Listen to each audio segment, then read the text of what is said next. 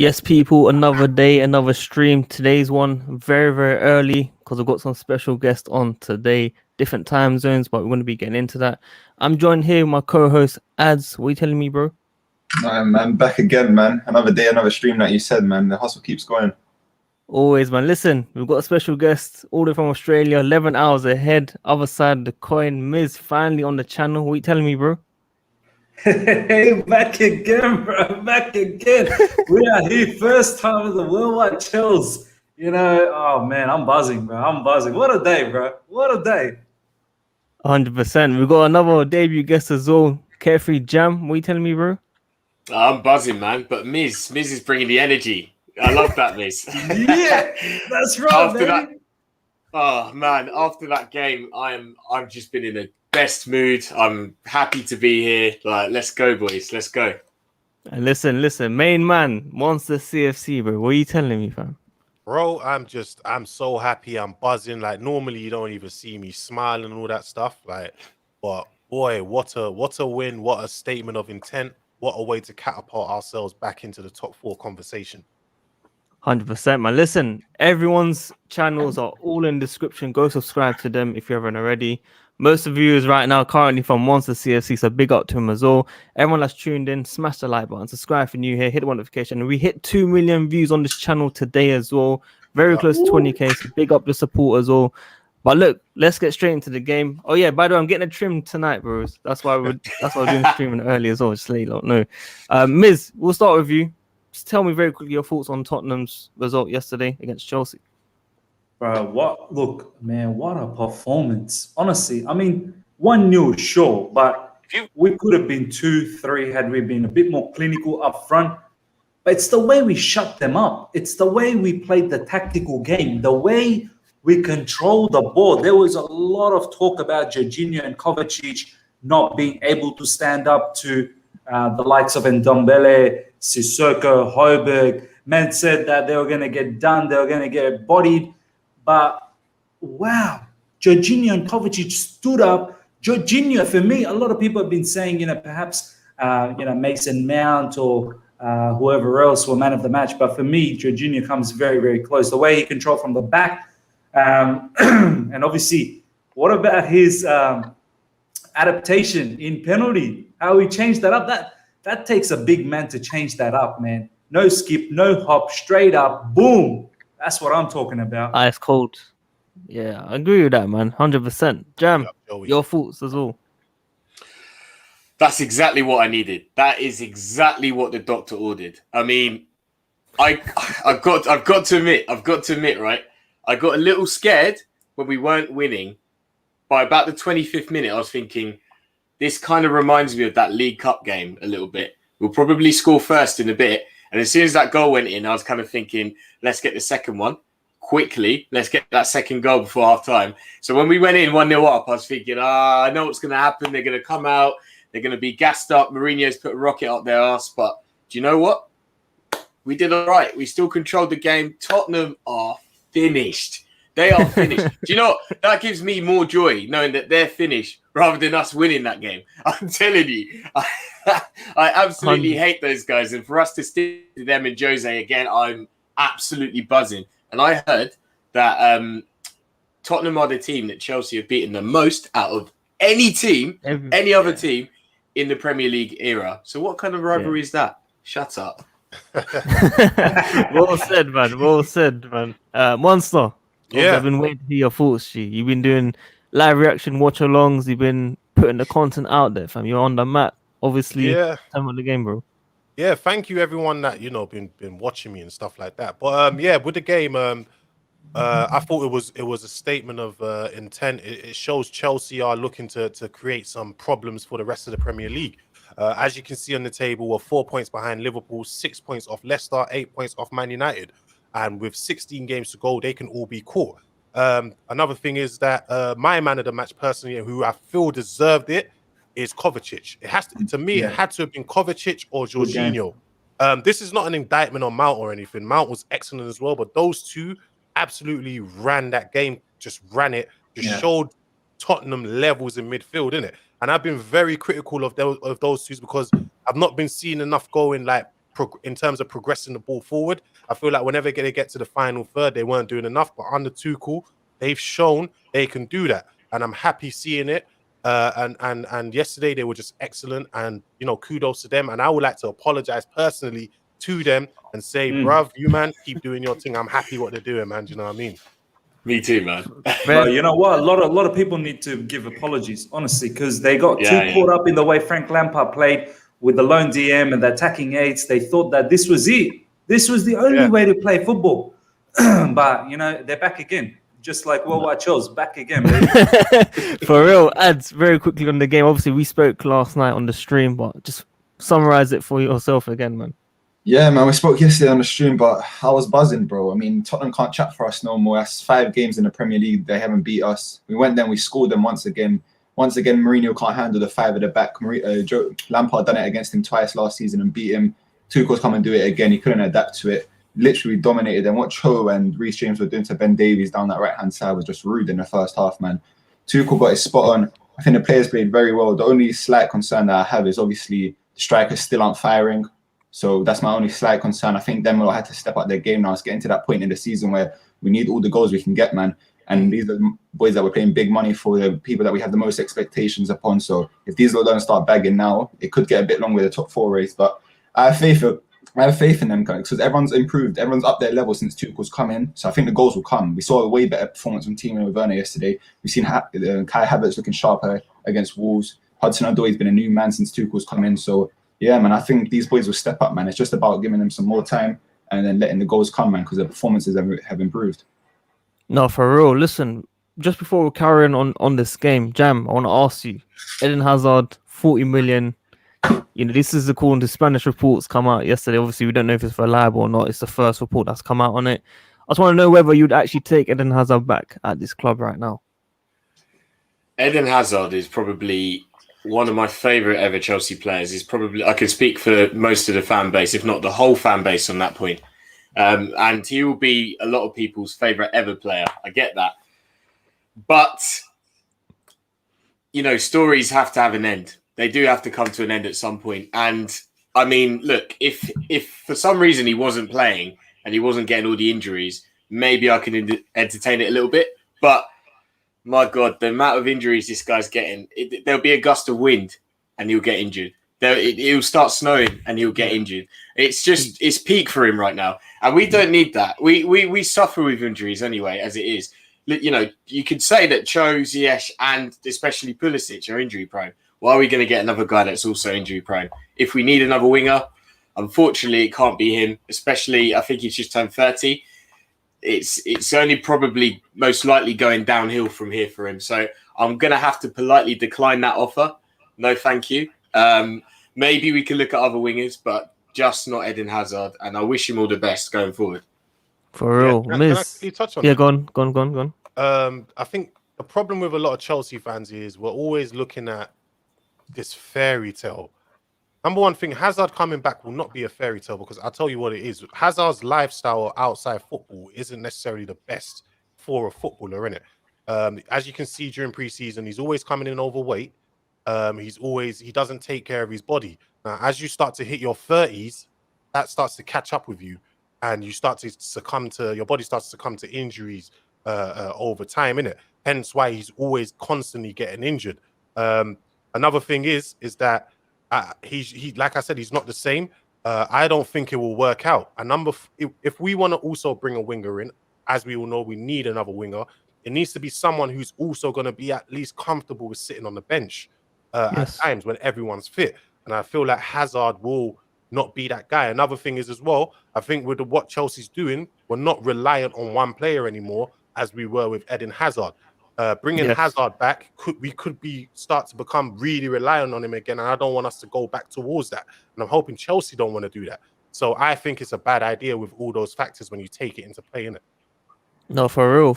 Obviously, quick donation from Wayne. Thank you for the support. Obviously, big up the support for the panel as well. Keep liking the video, guys. Keep subscribing. Miz, very quickly on Eden Hazard as well. Would you want him back at this club? First of all, 127 strong in this stream right now. Hit that like button. It's 52. Let's get it up to 100 at least for my man, Worldwide Chills. Yeah, he brings out these Love, streams every man. day. Let's do that, man. Let's do that right now, guys, before we continue on. Get it to 100. But first of all, what Chelsea said, Eden Hazard, look, I thank him for his time at Chelsea. I thank him for everything that he's done. But look, man, that story is over. Look, it's as simple as that. I wouldn't take him back anymore. I want to remember him for the good times that he's given us, and that's what I want to keep it to. That's it. Straight, simple, short, nice, man. Ads, obviously, you love Eden Hazard. He's probably your favorite player at Chelsea. You take him back? Like I said yesterday, fam, I can't say no to Eden Hazard, bro. I'm sorry. This guy loves him. Softy. I can't say no, fam. I can't say no because we're not. I think everyone's forgetting the caliber of player he is, man. This is one of we're talking top 5 players in the world when he was at Chelsea. I know he's had his struggles with injuries and whatnot at Real Madrid, but it just hasn't gone wrong for him. I think too much pressure on him getting his body in shape, and then we've seen what the medical staff at Real Madrid are like. We've seen what the training videos, how the man are leg pressing, they're jumping while they're leg pressing and stuff. These men are a joke. Even the Belgian FA have come out yesterday and said that we'll take Hazard for his recovery because we don't think Real Madrid's doing a good enough job there. So I think if you can get him back fit, 40 million, he's a great player, man. He's a team player as well. People are forgetting that. And also at Real Madrid, we haven't seen the best of him because at Real Madrid, there's too much pressure, man. You know how Eden Hazard's not that player who's going to be deadly in front of goal, score so many goals, and just think about that, like the personal benefits like Ronaldo was.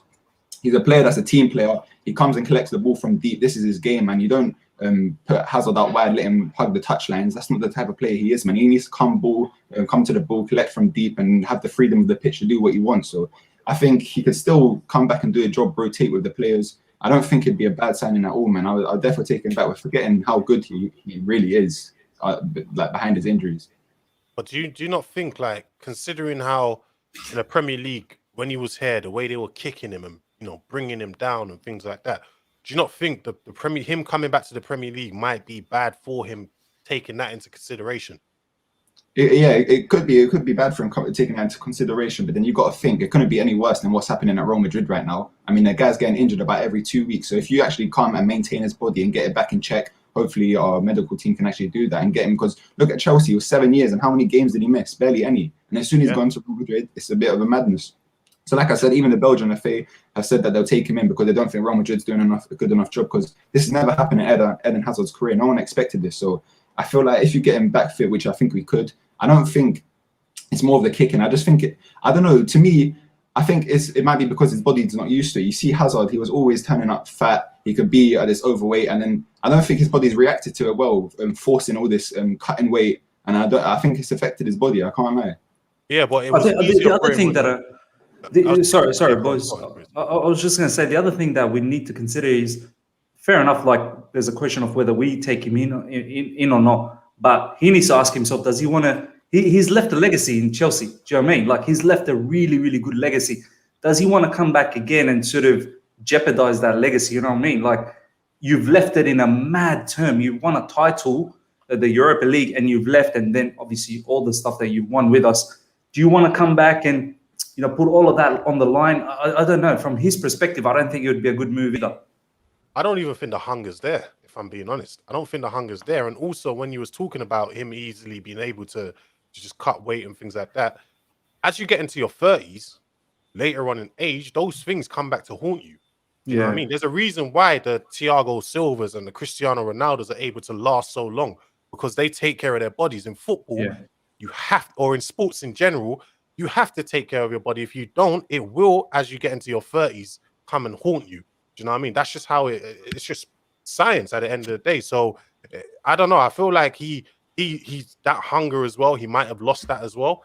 I just don't think he's the same guy. I don't think he will be the same guy again. I think he might be, I don't want to say done because it's harsh, but I don't think we'll see the same Eden Hazard we will know. Prime, yeah. The prime level. The prime days are over, man. The prime days are over. But what spot would he have in the team if he did come back, let's say? I mean, he's starting or off the bench? He's going to have to start. You don't bring Hazard back and not start. Like, he has to start. Do you know what I mean? Like, we'll be lying to ourselves if we say he doesn't start. Do you know what I mean? Yeah. Yeah. I mean, look, For now, it's just rumors, isn't it? 40 million willing to pay. Spanish reports. We'll look at it obviously over the next couple of weeks to see if anything else comes out. But look, I want to be a bit controversial here. I felt Oh no. Jorginho Kovacic had a fantastic game, but I still think it's early to say they're good enough in that pivot, man. Because Tottenham sat back in the first half, and I felt second half was a bit more balanced. So against the Cities, the Liverpools, the Uniteds, that's where I want to see them kind of taking it to the next level, in my opinion. Obviously, give them a 9 out of 10 for the performance. But Jam, like, do you really think this is the pivot that we need to take every single game now? Do you know what I would say is that it does suit the way we're playing at the moment. But then your point is we've played against 3 teams that like to sit back, low block FC. So when we do get pressed, it might be a little bit of a worry. I mean, they're press resistant, but I saw it in parts yesterday. I lost a little bit of confidence when Tottenham started to push us a little bit at the start of the second half, I must admit. What would worry me about them as well is actually winning the ball back. If the team's sticking it on us, we know that doesn't really work. But you could argue that we've got enough cover for that to possibly work. So yeah. I don't know. I'm split. I will praise them. They played really well yesterday, but Tottenham did sit back. I take your point on board. So I'm still on the fence. I need to see more evidence of this. I need to see them taking on, Man City, Man United, like you said, and see what they can do in those games before I'm totally on board with them. I must admit. Yeah, Miz, what's your take on the pivot as well?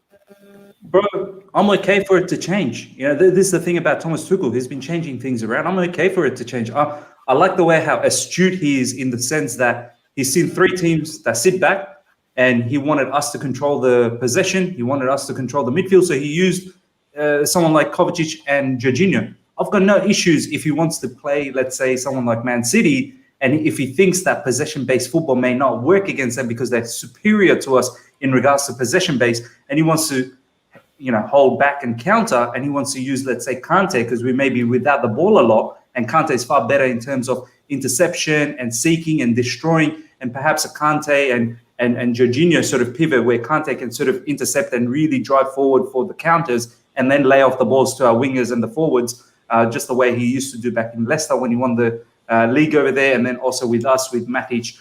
We played counter-attacking football. So I've got no issues if Tuchel wants to change this around. I'm not going to sit here and say, this is the pivot that has to be. What I will say is this pivot definitely works. To all the people, there's a message just for you guys, for all the people that disrespected Jorginho and Kovacic.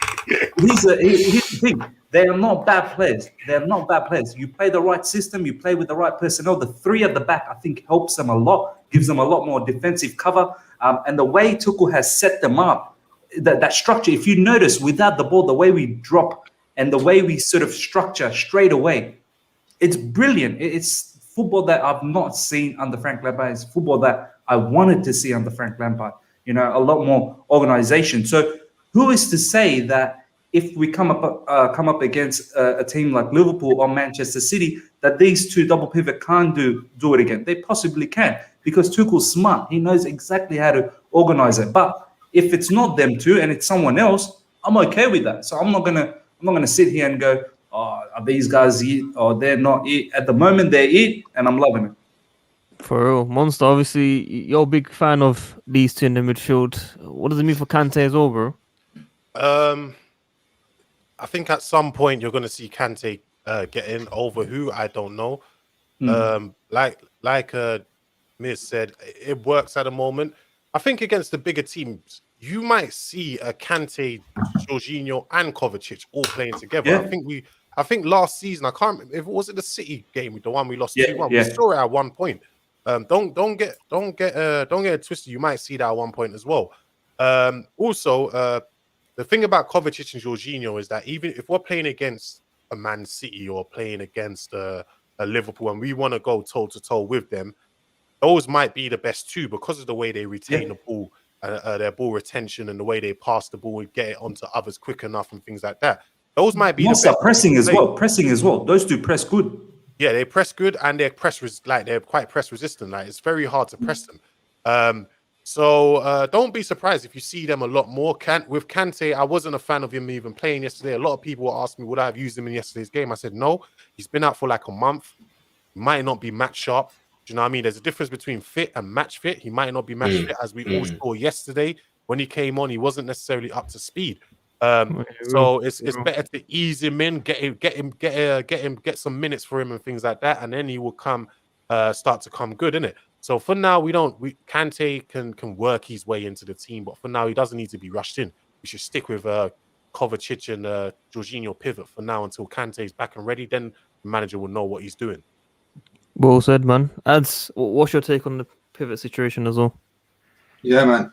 With Jorginho and Kovacic, I mean, like I was saying in previous streams, I always thought there's a player in Jorginho, sorry, but I just feel like it's more about getting a system to work around him. But the only concern I have is those two as a pivot. I feel like you have to play three at the back when those two are in the midfield together, because they're defensively they're not good enough. Their defensive awareness isn't good enough. We saw countless times when them two are playing last season, midfielders running off their shoulders and them losing their men. So I don't think they're defensively solid enough. But if you're playing against a low block, then those are the two you probably go for, because they're the best at retaining the ball. They're press resistant. They can find the best passes through the gaps, so breaking the lines and stuff. So I think these two are good for these type of games. But let's not get it twisted. Kante is still like the best midfielder at this club, so I feel like he definitely finds his way back into this team somehow. I think starting on Sunday, get the minutes back in his leg, and then you can see his form like get to improve.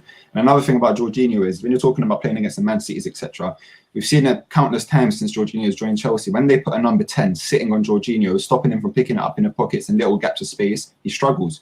Because once there's a play on him, he hasn't got any time to turn. A man's on his first touch all the time. So he struggles in those type of games. And that's how usually the big teams who are actually trying to attack us, Liverpool's, Man Cities, that's the way these little set up against us. I put a Bernardo Silva, a Gundogan to just sit on Jorginho and stop him from collecting the ball. So it's more important to have a ball winner in there, Kante, to at least run around and try and get the ball back for you and keep it moving. So I think let's not get too ahead of ourselves. We played against three low blocks, where they haven't had nearly nothing to defend. I mean, how many shots have we even conceded in the last 3 games? I think we've conceded 2 shots on target. Yeah. 2 shots.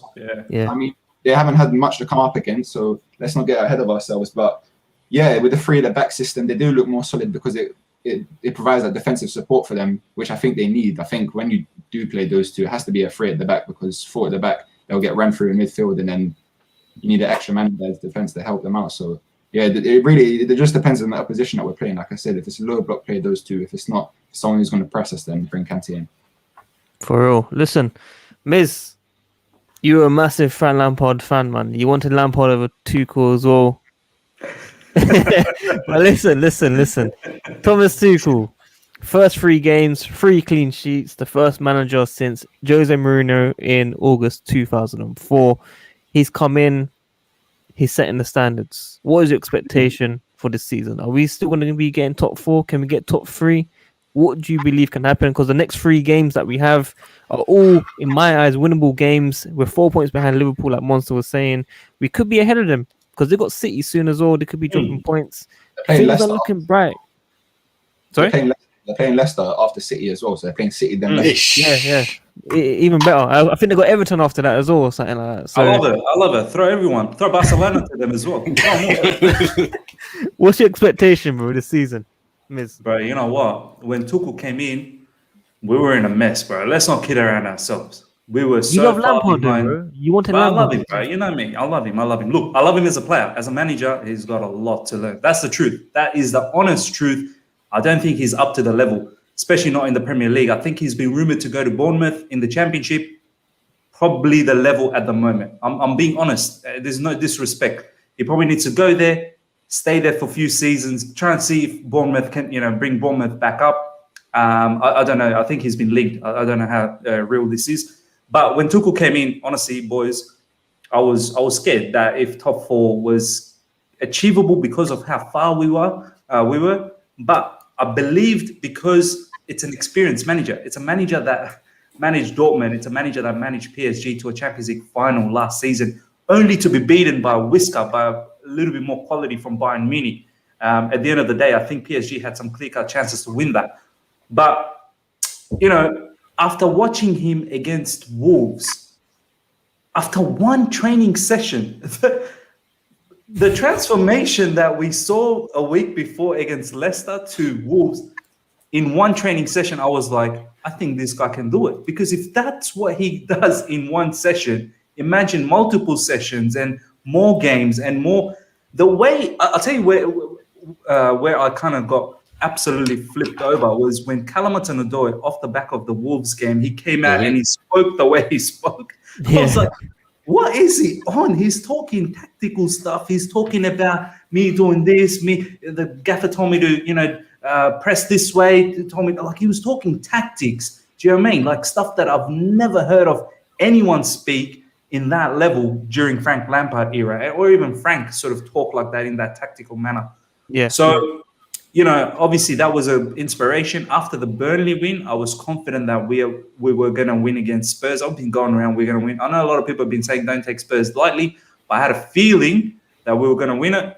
Plus Spurs in a bit of a decline at the moment. And I just thought that maybe they're going through the same crossroads as us at the moment, where they are kind of fed up of their manager at the moment, just how we were kind of fed up of Frank Lampard right at the end. And we were sort of saying, have some of the players sort of turned, and maybe some of the Tottenham players might have turned. You never know. We don't know. We're not in their fan base, but maybe some of their players are down in tools. I don't know. So now, honestly, Sadiq, I think like we're a chance. There's plenty of games. So what are we saying? Top 3, top 4, top title? 4, top title come down. I think Nancy ran away with that. But top 4 for sure. It could be anyone, bro. It could be Man United, Leicester, or Liverpool missing out. I think they're all dodgy at the moment. Man United, I know 9-0 victory against Southampton, but they're very, very inconsistent. Besides City, bro, anyone's absolutely can be got here. I'm looking forward to that, of course. Monster, top 4 still? Of course. We are 4 points behind Liverpool. We know the situation there. If we're being honest, if those two defenders who they've bought can't get it running, because one thing is, the reason why Liverpool are not so good right now is because obviously their midfielders, obviously Fabinho got injured or whatever happened to him. Jordan Henderson was pushed back into defense. So the current midfield they had was not able to get the ball to the flanks quick enough to Henderson, to Robertson or Trent. And because those are their two most creative players. And when that happens, they're not able to get the goals they normally do. Hence why they've lost back-to-back home games, innit? So they are we can catch them if it continues the way it's continuing. Also, I feel personally we might be able to even catch Man United. Because like Miz said, they're inconsistent. Yeah, they beat Southampton 9-0. But they got wasn't there an early red card in that game? If I'm not wrong in saying that. We've seen how they are. They're just up and down. Leicester, I feel like Leicester's going to drop off already. They've lost Vardy. I actually didn't think they would drop off similar to the way they did last season, considering they had so many injuries last season. But they're also quite up and down as well, so they can be caught. If Chelsea can just go on a consistent run, hopefully win our next 3 games, which are all winnable games. I think it's against Sheffield, Newcastle, and I can't even remember who the third team is. If we can win those 3 games, then we might even be in the top 4 by then. Do you know what I mean? That's what I'm saying. I'm hoping to see that for sure. Ads, you agree with that as well? Yeah, man, I agree. Like Liverpool have been below par this season. Obviously, they've had their injuries and stuff, but let's not say that the attacking front has been any good either, because you see the levels of Mane, Salah, for me, these men have dropped off. Their levels have dropped off. They were performing consistently as world-class performers last season and the season before that. So there hasn't been enough goals from them as well. But also, man, I think we could definitely do it, man. We've got a lot of momentum now. We've come in. We've got 7 points from 9. We've got our first top 6 win this season. So we've got. You're momentum. Confident now, yeah? You was nervous before. You're confident now. I always said we're getting top 4 though, but now we need to take this momentum into the next few games. We've got easy games. We've got Sheffield, Newcastle, and Southampton. And then look at the fixtures this weekend. Man United are playing Everton. Arsenal are playing Villa. City are playing Liverpool. Next week, City are playing Leicester. There's a lot of points to be dropped. Obviously, we have to play these lot as well. But we could get ourselves into a position by when it comes to the end of the season. We've got all these hard games. We're already in the top 4 and we made points on these teams. So we just got to have belief and hope that Tuchel can do it, man. He's brought some new energy and some new confidence into this team. So I definitely think we can catch these, man. Even when Man United, like Monster was saying, they're inconsistent, man. will go on a period like they did after restart last season. They look unbeatable, but then they'll go on a run of 6 games. They can barely win a game. Look how they got knocked out of the Champions League as well. So I think Man United aren't confirmed to be in the top 6 either. I think top 4. Sorry, I think the only real confirmed team that I definitely think will finish in the top 4 this season is City. Really. No, for real, Jam. Your thoughts on expectations this season? You're confident top 4? Yeah, man, we can do it. Do you know what? I mean, I was born in 1992, so that era, there's a lot of Man United fans born around then, yeah. And a lot of my friends are Man United fans. So I'm in this WhatsApp group, and they've just been hammering me. They've just been peppering me all season. And then obviously things have turned around recently. And all I'm doing now is I'm just posting updates of the table weekly, just screenshots weekly, just screenshots. And I'm telling you now, we're going to start eating up that gap, and it's going to be absolutely beautiful. I actually back us to get there, and I'm going to put my neck out of the line and say that we will get the top 4. I mean, look, Liverpool are struggling. They're like you guys were saying, their midfield's struggling, their defense is struggling, their attack's struggling, they're struggling. It's an aclopalypse, isn't it? Literally. Man United. Let me start on these guys, actually. Look, I've said it time and time again. What they do is unsustainable. You can't rely on one guy to pull it out of the bag constantly. You can't rely on worldies to win you games constantly. You can't rely on last-minute goals. You can't rely on making these comebacks all the time. I mean, at one point, I think the other week, they were top of the table for points gained from losing positions. They were on 21 and Tottenham were on 10, and Tottenham were the next nearest team. That's absolutely ridiculous. I mean, that is unsustainable. Leicester, Vardy missing. Let's see how they get on. They'll probably drop off as well.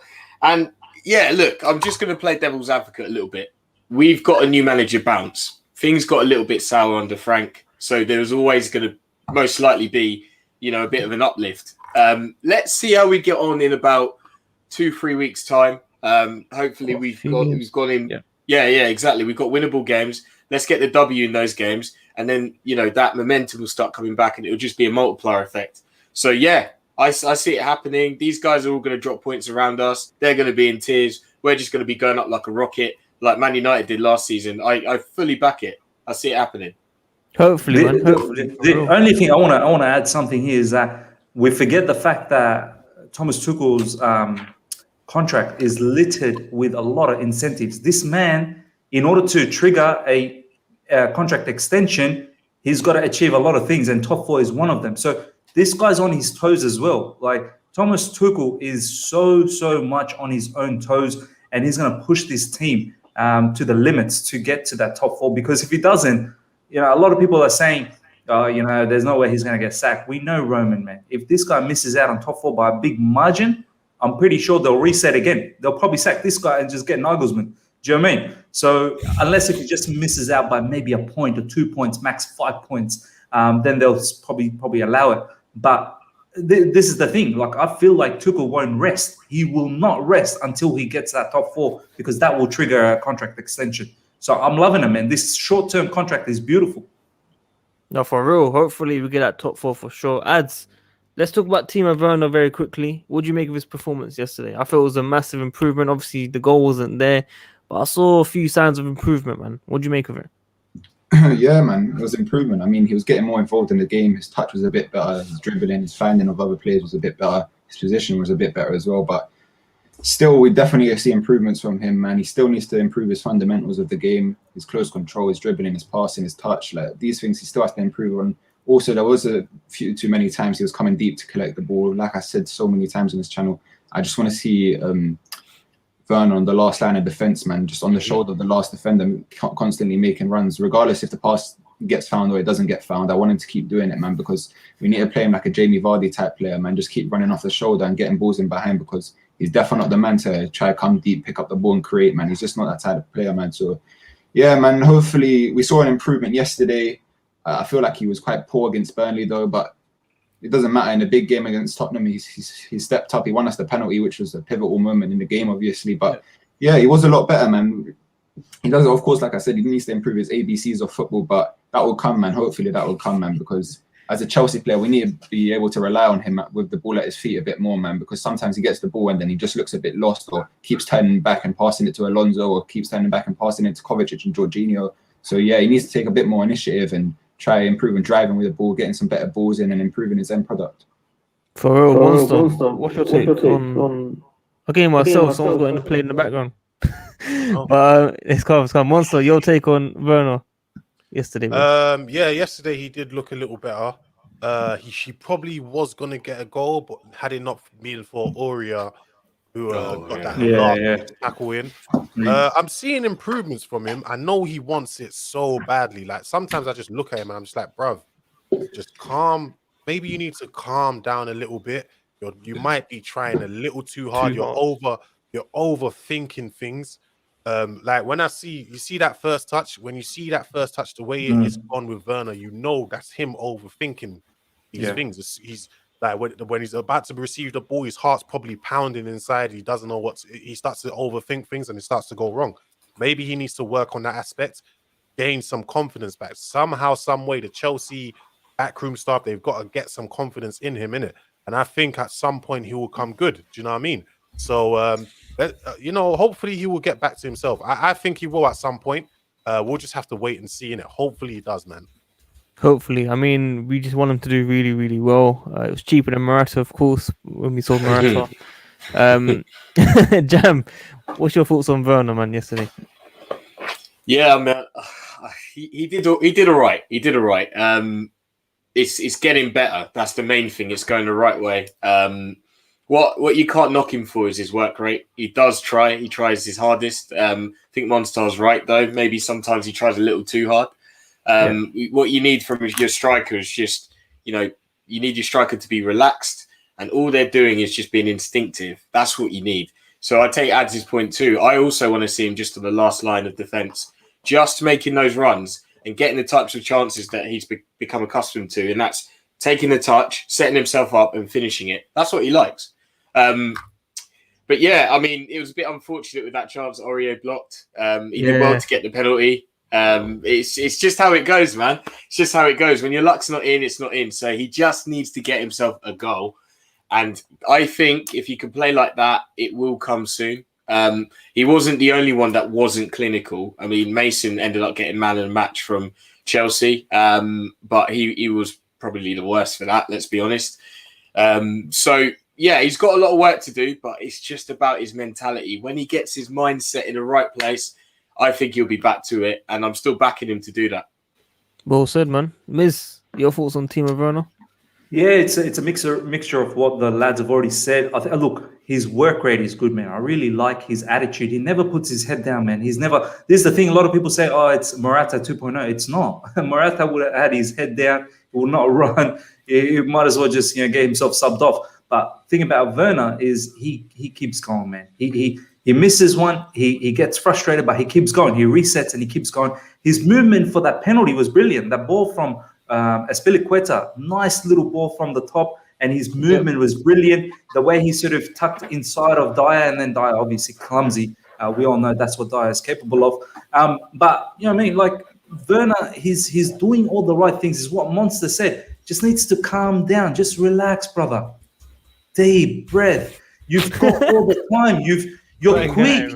You're quick. Do you know what I mean? You're quicker than most of these defenders. You probably have a lot more time than you think you do. You have a lot more time than you think you do. So, take your time, compose yourself, and hit that shot. Do you know what I mean? Hit it with conviction.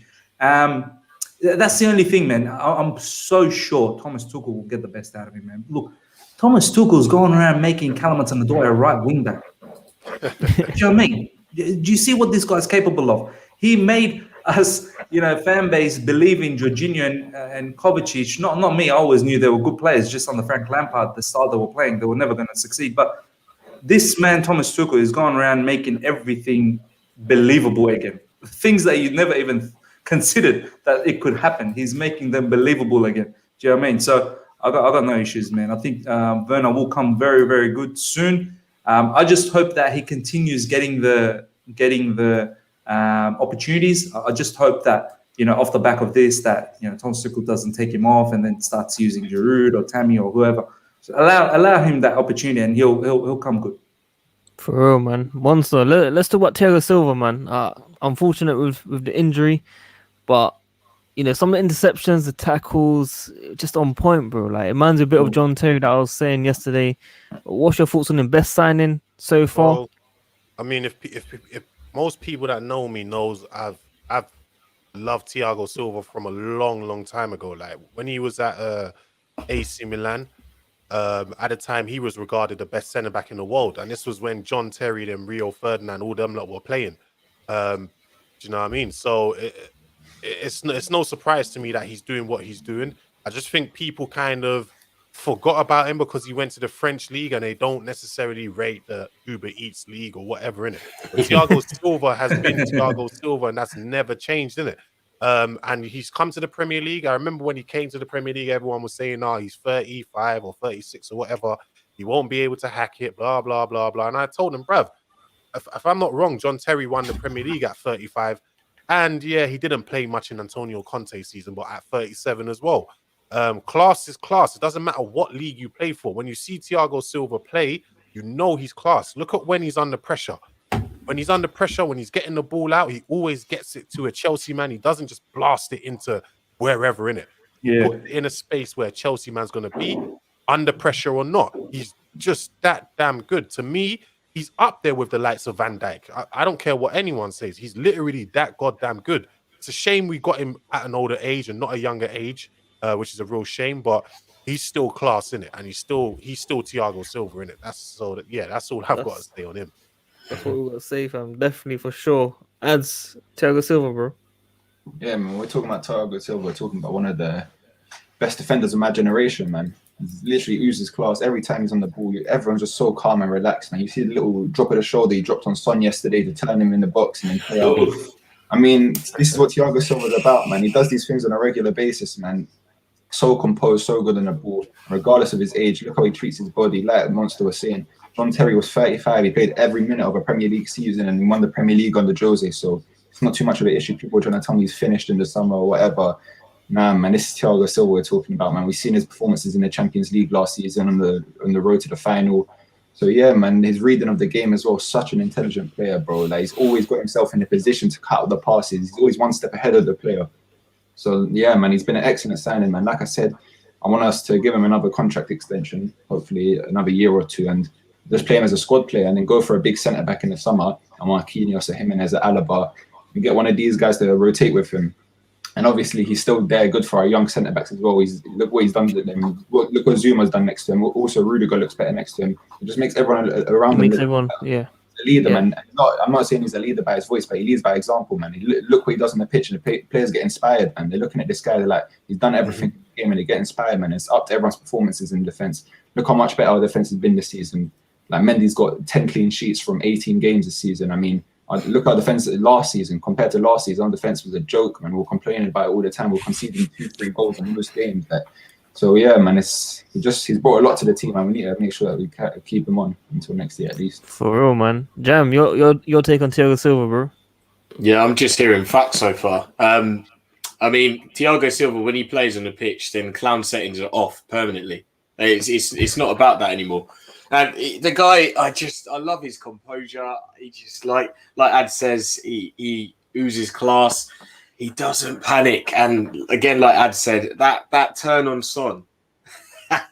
Oh man, I was making all kinds of noises there. That was he literally. I thought, wait, careful. Oh yeah, it's Thiago Silva. Do you know that was my reaction? The guy is absolutely unreal. I mean, we're still talking about a man that still captains Brazil. You know, by the way, don't forget about that. Brazil. So this guy is by no means finished. Imagine telling him to his face, you're finished, mate. You're 36. What's he going to do? It's just going to be like, do you know what I mean? This man, we need to get him a contract extension. I think he even, on the ball, he's really important to us. His composure, he can get things started. I think he's absolutely fantastic at reading defensive plays, just being in the right place at the right time. He just knows. He turns everyone into a book and just reads them. He's good, man. This guy is flipping good. If anything, he's up there this season with one of the best centre-backs at the moment. I'm not saying he's the best, but That was he's my certainly next up there in question. terms of performances. That was my next He's on question. par with Diaz, man. He's on par. Like, Oh, that was my next He's on question. there. just talking about individually, he's on par with Diaz. Like, Yeah. That was my question still. I was gonna ask you, man, about that still, but look, we'll get into that, of course. Thiago Silva, bro, quickly. Bro, honestly, there was a moment yesterday when I was, yesterday for you guys, today morning for me. There was a moment he had like back-to-back 3 brilliant. There was one interception, there was one brilliant tackle, there was another good stop. And I tweeted, it might have been like on the 30th minute or 35th minute or something like that, or whenever, just before he got injured. I tweeted, I think, it doesn't matter what happens for the rest of the game, this guy's man of the match. Like, he's already man of the match, and the game hasn't even finished, more than half the game left. That's the kind of caliber of a player this guy is, man. This guy, defense is all he understands. Like, this is what he breathes, this is what he eats. And it's what the boys have said every time he makes a defensive interception or he headers it, but he doesn't just header it anywhere. He tries to find a player. Do you know what I mean? Like, think about the thought process that's going in his head. Not only to stop a particular dangerous play, but how can I turn that into a situation where I can pass it to one of my players that are free so we can start a counter. Like, that takes elite thinking to do that kind of stuff, man. So I just hope that he's not injured for a long, long time. I'm okay if he needs to be rested against Sheffield next up. And massively, a shout out to Andreas Christensen as well for coming out and doing a shift after that, because I thought he did a very good shift. Honestly, he took over and he was sort of like a playmaker in the back three. There were a couple of times where he drove through the middle as well and tried to support in the final third. So I think Christensen will be benefiting from the back three as well. I'm not too worried. I want Silva to be back ASAP, but if he needs to have a rest for the next couple of games, so be it, man. This guy needs to play on the big games. For real. I mean, also, look, you already mentioned about Ruben Diaz, of course. You're saying same level right now. Same level, could be even better. Like, it's Thiago Silva, man. He's just that goddamn good. I'd said, I hope we do keep him for another season or so. It's not just how good he is in particular, but how much better he makes the others look around him. I used to argue with people at the beginning of the season because I was always saying, listen, as soon as this man comes in, give him the captain's badge. He is a leader, a real leader. Do you know what I mean? He's been a leader since he was at AC Milan. Obviously, he's the leader of Brazil, leader at PSG. PSG miss him. When you look at PSG now, without Thiago Silva, you can see that difference. Do you know what I mean? And I'm sure they know themselves how much they miss Thiago Silva. So this man deserves, to me, he is either the best or second best centre-back in the league right now. I know Van Dijk's injured, so I'm not going to put him in that list at the moment because he's not playing. So it's got to be Diaz or Thiago Silva. For real. I mean, ads. What were we saying a few streams ago? Who did you say again? You said Thiago, no? Or did you say Diaz? I said Diaz just edged it for me because I think you can't take away the fact that this was a Man City defense that wasn't doing too good. This is a John Stones that wasn't doing too good either. And then Ruben Diaz, as a 23-year-old centre-back who's just come into the league, look what he's done at Man City. 13 games, 1 goal conceded. 21 games this season, 13 goals conceded from Man City. I mean, the biggest compliment you can give him is that he's keeping Laporte out of the team. And I think Laporte starts for any team in Europe.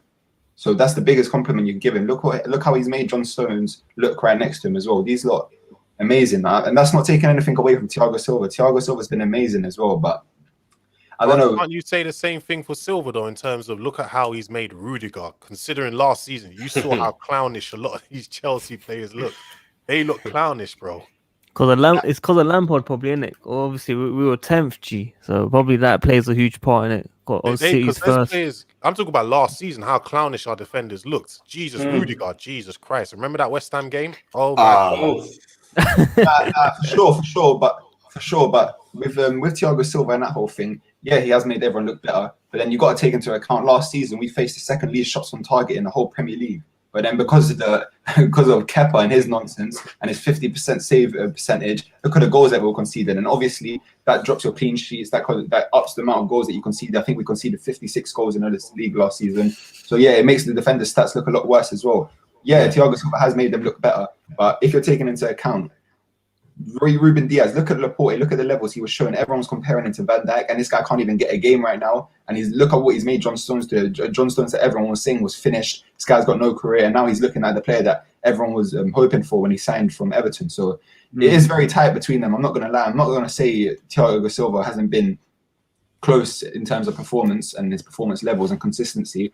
But I think for me, Ruben Diaz just about edges it because, come on, conceding 1 goal in 13 games is a madness, especially after the last couple of seasons when you've been looking at their defence with the likes of John Stones, Otamendi, and these kind of players, and they weren't looking solid at all. They were leaking goals themselves. So the fact that he's coming and shored it up, and you see what a level of centre-back like that can do. He's taken them right back to the top of the league after struggling last season, man. Look at the difference between the performances last season and this season. So they started poorly as well. In a way. They weren't title contenders or anything. If you know what I mean, they were dropping a bit as well. So, I mean, yeah, it's very tight between the two. Jam, what do you think? Ruben Diaz, Thiago, same level? Well, do you know what? If we're going on level of player, then I've still got to say Thiago's better than him. Thiago Silva's better than him. But if we're going on like performance levels, if you get the difference, Ads is right. I'd say that is absolutely ridiculous from Ruben Diaz, and he's just that little bit better in terms of the level of his performances this season, just his impact. I think just that little bit better. But I'm not underplaying what Thiago Silva's done. I mean, you already know, you've heard from me. I think the guy's an absolute legend. I think he's absolutely fantastic. But to concede 1 goal in 13 games is unreal. So I'll edge Diaz on performance levels, but the better player is Thiago Silva. For real. Miss? It's what you said, Sadiq. I don't think it's a fair comparison because for me, Frank Lampard I don't think he understood the defensive structure side of things. So guys, on Frank Lampard. Yeah, look, bro, if you compare someone like Pep, who is an absolute strategical manager who understands the game in and out, you expect his defenders to be well drilled. Do you know what I mean? So to compare the Ruben Diaz and Stones, who are fantastic, I'm not taking anything away from them. They've been amazing. The month of December and the month of January, I think they barely conceded anything. But I expect that from a manager like Pep Guardiola to be able to drill that into those players. I think the real comparison starts now. Now we've got Thomas Tuchel, all right? Yeah. And now I want to see exactly what we do. We've got 3 clean sheets since this man started, you know what I mean? And 3 games where Thiago Silva played as well. I know this one he got injured, but he got the best out of Andres Christensen. Shout out to Lewis, AC Hive. I got the best out of Christensen as well. So let's start the comparison now. Let's really start the comparison from here on in, say another 10 games later, and then let's get back to say who is the best, CBs in this particular league at the moment. Because, as I said, I don't think you can really compare Frank Lampard's defense to Pep Guardiola's one because that's not fair. Yeah, for real. I mean, look, guys, just very quickly, how long can you lot stay on for? I just want to know, Monster, Miz, Jam, how long you lot stay for? Another 10 hours, bro. No props. Well, if we're dismantling Tottenham, then I can stay on forever, mate. I ain't got much left. That's what I'm saying. Let me know how long roughly you lot got. I got like 10 minutes left. 10 minutes. 10 minutes, Monster? Yeah, probably around that time. Some of you lot can stay on though. Yeah? Lewis, you're on for a bit? Yo, you're muted. Oh, you're muted, bro. You're muted. Yeah, I'll still be about. I'll probably be working on my script as well. Yeah. Calm. Very, very quickly then, Monster and Ads. Marcos Alonso. Now, someone that's been playing for 2 games. He had some decent stats yesterday, man. When I looked at his performance, it wasn't that bad. Ads, what do you make of his performance quickly? Yeah, man. Like I was saying about Marcos Alonso on the stream with Nini a couple of days ago, like that position is literally tailor-made for him. It's the best position that he can possibly be in. He gives you the best of both worlds because he's good at going forward. He picks up good positions. He links up the play. He gets on the end of attacks. He scores goals. He's a threat in the box when you're crossing it to the back post. So yeah, all of these things are positive. The only negative is his recovery pace, his positioning. So these are things that he still has to work on. But then giving him a back three behind him and someone with the pace of Rudiger to defend behind him is obviously a bonus, because if the winger gets past Alonso, Rudiger's standing there in his way. So it's a good system for Alonso. He's been playing well since he's come in, but I think we just got to take it one step at a time, because definitely in the back four, Chilwell has to play. We know that. We know that Alonso gets. We've seen how many times he's got caught out of position playing in the back four. His recovery pace isn't there. His position is not there. His defensive awareness isn't there. So playing in the back five, you give him that support. But also, I want to see Chilwell as well, because I feel like he's had a good season as well. He's had a couple of bad games in the last month, but if you're talking overall, I think he's played quite well, and he deserves to get another chance in the team and try and regain his place. For real, man. Thanks for coming on. Obviously, I'll let you go if you need to go now. In a bit, though. In a bit. Love. Cool, man. Bless. What's up, bro? Monster, man. Very quickly before you dip as well, your take on Marcus Alonso. With Marcus Alonso has been playing well. I think, like Ad said, if you're playing a back three, it's got to be Marcus Alonso. If you're playing a back four, it's got to be Ben Chilwell. In that last game Ben Chilwell played, he absolutely kind of stunk up the joint. He just didn't. At times, he just didn't look bothered. At times, you know what I mean? Like everyone was trying for the manager. I feel like that was the game where it's your manager's first game. Okay, you got to prove to him, I want to start, I want to play, blah blah. He just didn't do that in that game. He just didn't look bothered. But like Ad said as well, if we are going to revert back to a back four, which I think we are going to do at some point, then I would obviously go with Chilwell, because we know Marcus Alonso in the back four is quite horrible, isn't it? So with Chilwell, it's he's just got maybe they might use him against in the next, I think it's against Barnsley. Maybe show the manager something. Show him you want to be in this team. Show him you want to be part of the setup. So take your chances in it. But yeah, it's up to him to take that chance. No one else. For real, man. Look, I want to thank you for coming on. Late notice, obviously. Guys, subscribe to his channel. Link in description. Most of you guys probably subscribed. I think you're over 5K now. We need to get you on 10K as soon as possible, bro. So big up to you as well. Everyone, Lewis, Jam, Miz, man. and Take also care. you, Sadiq, man. Big up to you, man. Love everyone. Make sure you smash that like button and subscribe to the channel, man. Big ups, bro. I'm out. Take care, bro. Cool, man. Lewis, bro, what are you telling me, man? Sun is shining, birds are whistling, and the AC hive is rising yet again. What a performance today. Beautiful. Also, beat Spurs as per usual. Great performance, 3-point lane. Yeah, I'm happy. What are you telling me, guys? Fam, you must be gassed right now. Christensen, Bro, Christensen man of the match or what? Man. Man of the match or It's what? so sweet. And I I told quickly, you, though. I never said start him every game, but I said if you want someone coming off the bench, you got a lot worse options than Andreas Christensen. And he came on and he was seamless. I'm not going to say he changed the game or anything. I'm not going to say he had a 10 out of 10 performance. But he came in and I could barely tell the difference. And that's exactly what I said you would get out of Andreas Christensen. Everyone says he's a weak little fairy. No, he's not. I saw this man winning how many aerial duels yesterday? Mr. Guy's head in the air. The pansy Andreas Christensen that played on for 30 minutes, even though John Terry said he should have got up.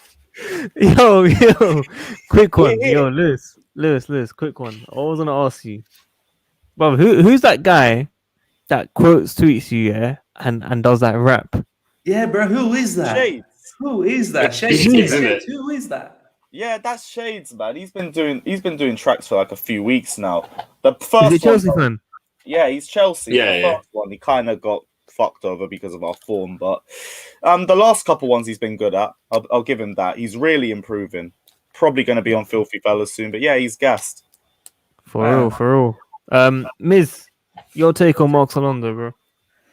But you know what? As the boys said, if we play three in the back, Marcus Alonso is world class. That's how it is. That's how it is. Because you know what? Tuchel knows. Tuchel's not, once again, bro. This is what I keep saying. Thomas Tuchel is a very, very smart manager.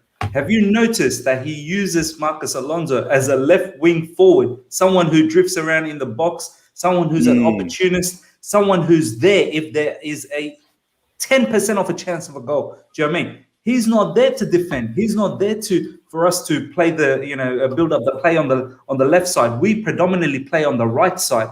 And Tuchel is so smart. He covers Alonso with Rudiger and with Kovacic in that zone without the ball because he knows there's no way this fella's going to track back. So he understands.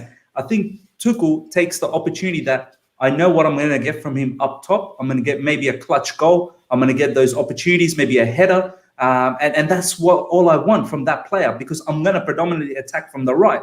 And if anything falls on the very left, he's going to snatch onto that.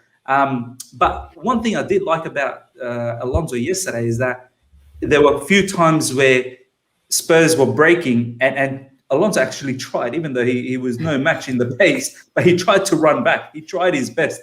A couple of times he made some tactical fouls as well. Sometimes you need them. Sometimes you need those tactical fouls instead of letting the opposition run away. So, look, man, this is going to be a massive kick up the backside for Chilwell. I think Chilwell better start waking up. He probably thought under Frank Lampard that, hey, man, I'm going to start week in, week out. It doesn't matter. I'm the only left back around this club. I'm going to start. Even if I've got half a leg, I'm going to start because the other two are never going to get going. But this manager has come in and really kicked it up the backside for Chilwell and saying, hey, if you don't perform, I got Alonso who can play left wing back. So I got no issues with playing three at the back. So yeah, this is a message just for Chilwell. He better wake up. For real. I mean, I think Jan wants to snatch at it as well, bro. Tell me, Marcos Alonso, G. Alonso is like the Teflon Don, man. You can't get rid of this guy. Do you know what though? That like the boys have said, that position is made for him. I've never seen what is supposed to be a defender that's so good at attacking. He's such a threat on the back post, whether it's in the air, whether it's him taking a shot on. He is so good at it. I've never seen someone. Well, boys, tell me a player that can strike a ball cleaner and sweeter than Alonso. No, he's clinical, bro. Honestly, Werner, but I'm gonna keep my mouth shut right now. Honestly, this guy can just strike a ball so sweetly. He's absolutely incredible at that. And sometimes it's been funny when we've been having striker troubles. Everyone's kind of had that thought, like, why don't we just put Alonso up front? Let's just try it. But look, I mean, he could do a job in that position, and I'm not too bothered as long as he is performing. The only thing that does get me is that when it is, when we're getting countered and he's inevitably running back, it's like he runs through porridge. It's kind of peak at times. Then, I mean, that's it. In a free at the back, he's got the cover. So if someone beats him, there's someone else there. I don't really mind that. I think his aerial ability is good. And if he can get back on it with free kicks, I think that adds something too. So I don't really mind Alonso playing. I think there should be competition for that spot. Chilwell needs to get back on it. The last few games weren't that great from him. But the big loser is Emerson because he was getting a little bit of game time here and there under Frank. Just here and there he was getting it, which was more than previously. So he's probably looking at that and thinking, Bumberclot, man, I'm in trouble here. Do you know what I mean? So, yeah. It's kind of peak, but fair play to Alonso for hanging in there. Let's see what he can do. For real. Listen, everyone that's tuned in, obviously, if you refresh the page, you can now see Lewis's channel in the description. Go subscribe to him as well. Lewis, have you spoken about Alonso already? Nah, Alonso's a sticky one because he statistically played well yesterday. Low-key, I still weren't that sold on him, but it was like, let me not be negative. I mean, we just beaten Spurs. We've gone and got an away win against a top 6 side. It's the first time we've done it this entire season. Let me not sit here and just start moaning about Alonso because he had a good performance as well. Fair play. I can't lie. I'm still not sold on him yet. I'm not going to speak too much on him. I do think half of it is tactical as well. Tuchel is doing a great job of masking all of his deficiencies as a player, and that's cool. That's also half the reason why I'm not really that sold on him, because we are just masking his deficiencies. We know what he can offer. We know what he lacks as well.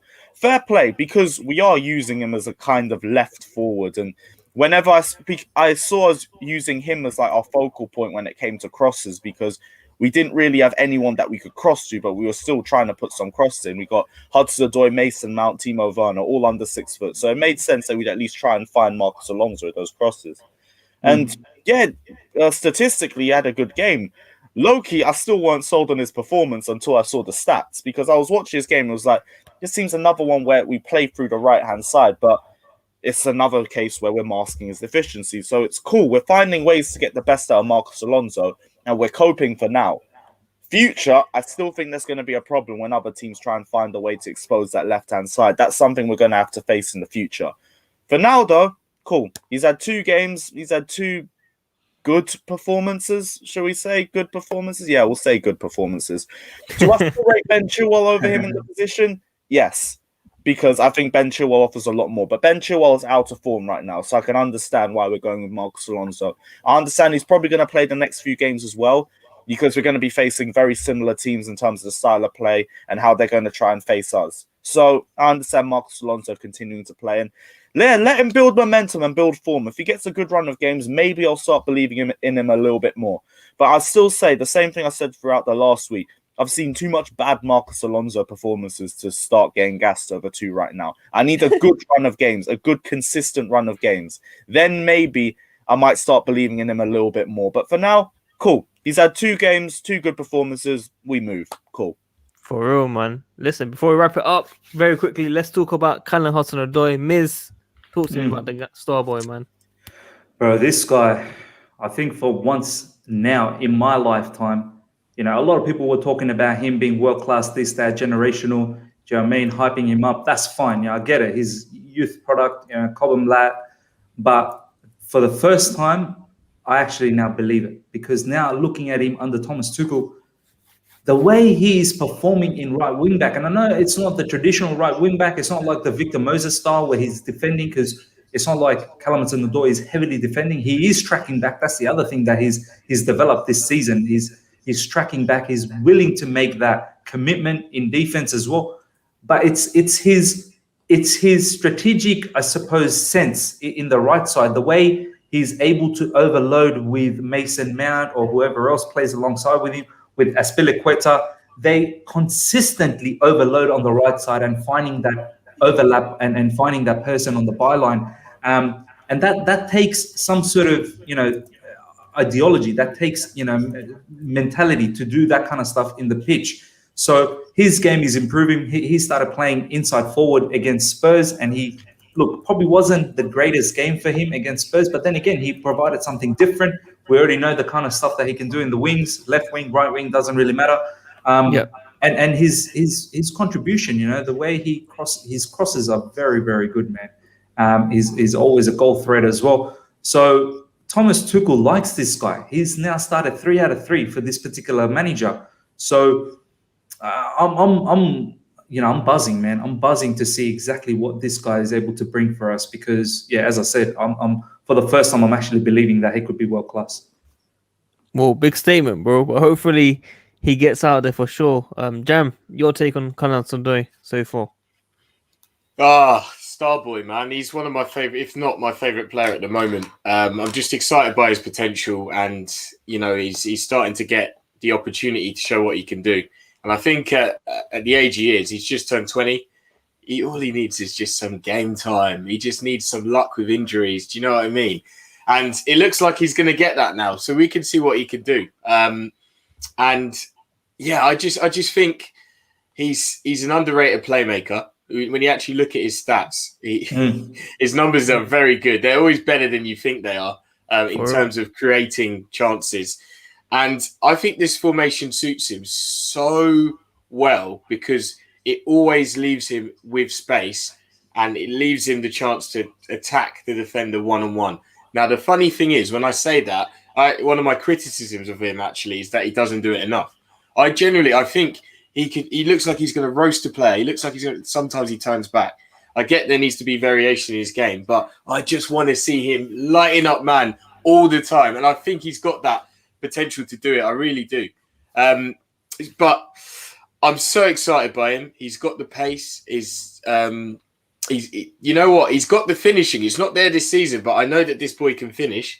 And, his crosses are pretty wicked as well. And his positioning is pretty good. Look, let's see what he can do. Let's see him get a run of games. Let's see him get some goals and, really, really, really progress. Because I think as a young player, you almost need that belief to come with success. So he needs to get himself on the score sheet. He needs to get more man of the match performances, and then naturally he'll start to believe that he is that guy. And then when he believes he is that guy, his performance levels will go up and meet that. Do you know what I mean? So trust me, be excited by Starboy, people, because he's going to light it up soon. Yeah, man. I think you and Miz have summed it up really well there. Lewis, talk to me about Hudson-Odoi before we wrap it up, bro. Yeah, I'm not really sure what more I can add to that. I think you guys already said it perfectly. But yeah, it's good to see Hudson-Odoi finally getting regular game time, and his performances are justifying it too.